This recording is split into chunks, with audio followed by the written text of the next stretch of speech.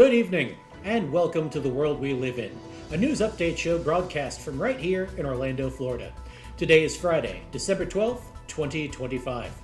This episode is brought to you by the Second Breakfast Club show on YouTube. Now, let's get started with the show. I'm Jacob November. And I'm Rebecca Barron, and this is The World We Live In. Yeah!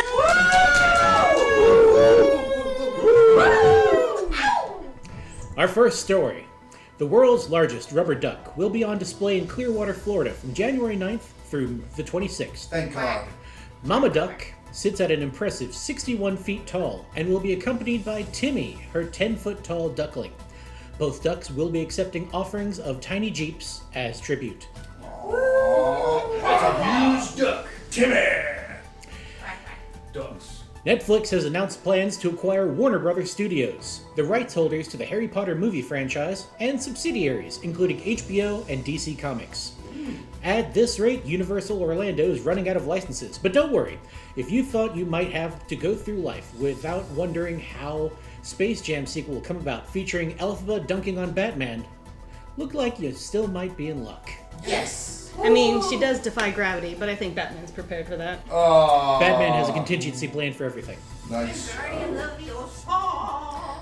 A British man with a love of motorized vehicles has built the world's fastest garden shed, topping at an impressive speed of 123.43 miles per hour.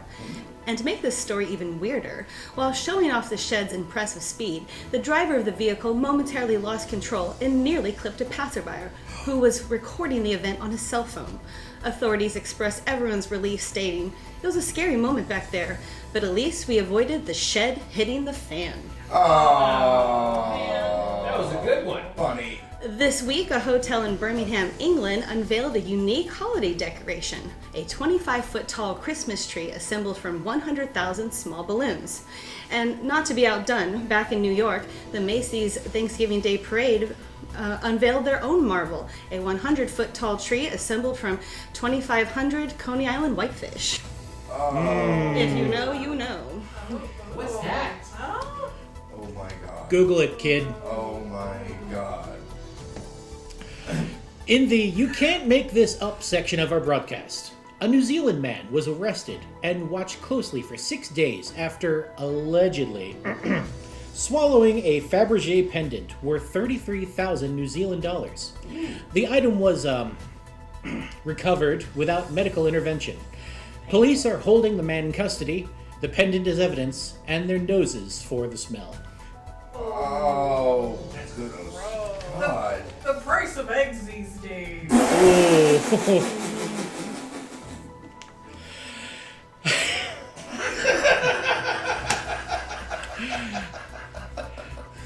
In Oklahoma, family's dog has earned a Guinness World Record with his tongue, measuring an impressive 7.83 inches. Yes. Whoa. Yeah. Peanut butter in all kinds of places. An envious Gene Simmons commented, "Okay, sure, but can he play bass?" He's jealous. Can Gene Simmons play bass? Oh. And just a side note, if your own tongue happens to be less than 7 inches long, that doesn't mean there's anything wrong with you. Remember, it's how you use it that matters. Damn straight. Yeah. Damn straight.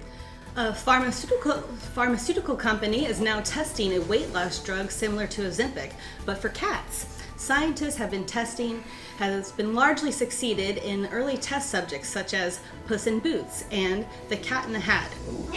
However, long-term opponents of the drug, including Garfield and Fat Cat, still won't budge and are reportedly refusing to take the medicine. As a quick reminder, this is all coming in the shadow of the recent scandalous Thundercats steroid abuse trial, where their leader, Lion-O, was sentenced to 18 months in a federal prison under the RICO Act. Thundercats. Oh no. Yeah. With more on that, we have a special guest with us. Please, let's introduce Dr. Professor Seymour Beans with more. Yeah. Professor! Professor. Thank y'all. I am here today to explain what we were doing when we came up with the kitty diet pill. What the hell were you?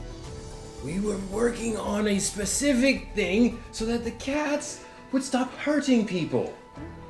Those little chonkers were making huge loaves. Huge loaves. Loaves. Oh, yes! Where they have no legs. Correct. Yes. In this case, they couldn't even move. They were just rolling around. Thrilling, Doctor. Yes. And what were the side effects of your initial studies? Well, great question. See, people were throwing out their hips because those fat little tubs of goo were just jumping on people's laps and just busting hips and knees. We couldn't have that. The zoomies were turning into a destruction derby. More like the gloomies. Oh, yes, exactly. If they were able to touch the ground off of their wide bellies, they would just kind of run into things and knock it over. They didn't know how to stop. It's a matter of inertia. That's the problem here. Correct, and more science words like that. So, what happened was, another thing, the head boops. They were giving concussions. Oh, dear. Yeah. Could you imagine a 100+ pound cat just ramming its head into your head? Is that what you call it? Yes, that is correct. Skull fractures. That's what we call it. It's a very unfortunate thing. And now you say at 100 plus pounds. Were you dealing with normal house cats or tigers? Exactly, Jacob. Great question. These were huge. I don't know if they need to be losing weight. They belong in the wild, don't they, Doctor? Are we talking about house cats? No, Jacob. They are house kittens. Tigers are a whole different field. I don't mess with those. Dr. Beans, Yes. have you noticed any side effects from these drug trials? Actually, yes. Great question.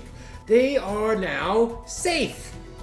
Oh, That's okay. it. That was the whole point of the whole experiment anyways. This diet pill is amazing for cat owners now. They don't have to strain their backs picking up those little chonkers. Now, if the pills are for the cat owners, how does the cat actually lose any weight? No, Jacob. They are for the cats. Okay, so the pills are for the cats. What do the owners take? The owners take safety. No bruises, no broken toes, no thrown out backs. This is safer for everyone, including the children. Okay, any more questions? Finally, somebody thinking of the children. Thinking of the children. That's all the time I have for today. I've got to go play with my kitty Tootsies, because I can see his Tootsies again. Oh, what That's a adorable. Thank you so much, Dr. Beans. They still have no souls. The company GameStop has announced that a customer in Texas traded in a Pokemon card for over $30,000, marking the most valuable single trade-in ever recorded in GameStop history. Wish I would have caught that one. The card in question was Hologanger. Oddly enough, after a decade of doing nothing but playing Pokemon and drinking Mountain Dew Code Red, Hologanger was the exact same nickname given by the collector by his own dentist. Oh. Parents, take note.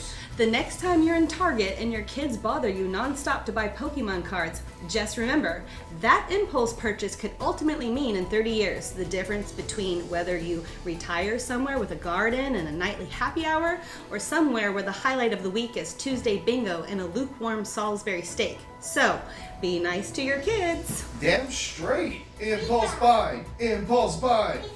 Oh, this Caught kind some of dental floss. Mountain Dew Code Red is so worth it. As a quick aside, Digimon rules. Moving on! Oh. Fighting words right there. An online candle retailer has created a new product line in collaboration with KFC. Items include the buttery biscuit candle, bucket of chicken air freshener, and the warm coleslaw linen and room spray. Two of those products were actually real. I won't say which ones, but I could be convinced with a sponsorship. Any takers, contact us here at the Second Breakfast Club show. Cha-ching. I like warm coleslaw. What about wax intolerant? That's why they have the air freshener. And the warm linen spray. Where is your mind, sir? Tell you after the show, kid. Moving on! He wanted to butter a biscuit.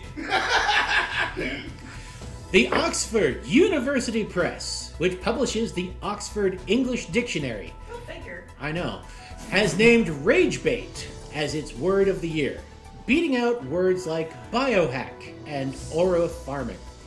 Rage bait is defined as online content deliberately designed to elicit anger or outrage by being frustrating, provocative, or offensive. Or as the rest of the world refers to it, Kanye West. Oh, that tracks. Or the Island Boys, that works too. Oh. Yeah. Speaking of stupid, Oh! in the latest episode of Keeping Up with the Kardashians, Kim Kardashian shared that a recent MRI scan revealed that she has low brain activity. No! This is No! Doctors blame recent stress stemming from a combination of public pressure like her failing the California bar exam and her public fallout and breakup with former husband Kanye West. In the very end, doctors ultimately concluded that her lower brain function was, in fact, due to what we suspected all along, that Kim Kardashian is just truly happens to be an idiot. Yeah. I'm so shocked. Sometimes the simplest answer. Yeah. This past weekend, Las Vegas played host to the 2025 Microsoft Excel World Championship. Yes! Pivot table. Function button. which brought together and challenged the top Microsoft Excel players in the world, all vying for the grand prize. The contenders had spent months practicing at formulas, macros, and pivot tables, all of which are the three names of the newest and hottest strip clubs on. All of which are the names of the three newest and hottest adult clubs on the strip. Yeah! If and when. Don't worry, they'll franchise to Tampa here soon. I'd like to co-sign that.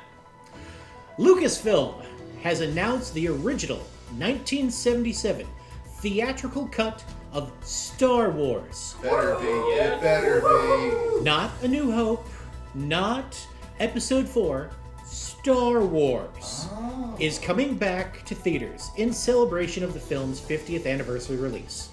Fans haven't been this excited since the release of the Snyder Cut. Remember how good that was? When we finally got the Snyder Cut released? Yeah. A couple extra dewbacks in 1997 doesn't sound so bad now, do they? Anyone want to take bets on what the special popcorn buckets are going to be like? Kids saying, yippee! In other news, after 17 years of planning, the city of Detroit has unveiled their new 11-foot-tall bronze statue of RoboCop, displayed in the Eastern Market area. Nice. This joins other famous movie statues across America, including Rocky in Philadelphia, Yoda in San Francisco, and, of course, the legendary statue of Officer John McClane at the Nakatomi Center in Los Angeles. Oh, that's my favorite. Yippee-ki-yay and all. In other news, singer Katy Perry and former Canadian Prime Minister Justin Trudeau have officially announced their romantic relationship together on Instagram. Eh?